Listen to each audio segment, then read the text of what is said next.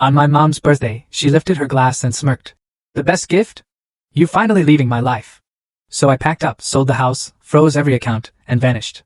A week later My name is Cassandra Reynolds, 35 years old, and I always thought I was a good daughter. I spent my whole life trying to please my mother, Evelyn, planning the perfect birthday dinner at her favorite restaurant in Boston. When she raised her crystal glass for a toast, I expected gratitude.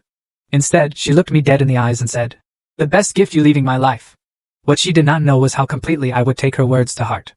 I guess to understand why those words shattered me that night, you need to know our history. My childhood memories are filled with my mother's disapproving glances and cutting remarks.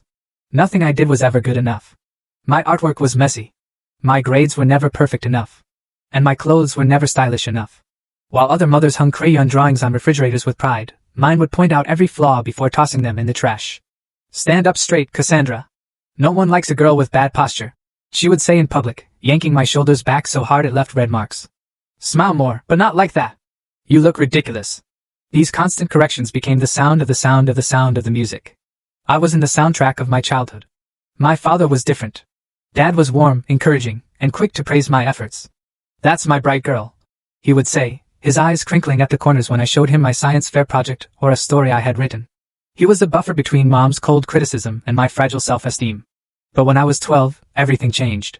Dad died so hard, suddenly of a heart attack. I found him collapsed in our backyard while Mom was at her weekly bridge club. I still remember screaming for help, the neighbor rushing over to perform CPR, the ambulance lights flashing against our house, and I remember my mother's first words to me at the hospital. "Why weren't you watching him more carefully? You knew his heart was weak." Those words planted themselves deep in my psyche. Somehow, in my mother's narrative, I became partially responsible for my father's death. It was the beginning of a guilt she would cultivate in me for decades. My teenage years became an endless quest for approval that never came.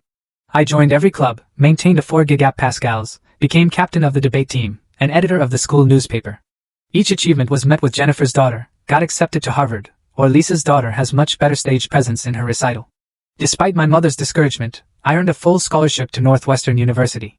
"You will probably drop out after a semester," she said when I showed her the acceptance letter. "College is harder than you think," but I did not drop out. I graduated summa cum laude with a double major in finance and economics. Mom did not attend my graduation, claiming she had. Full story added in below.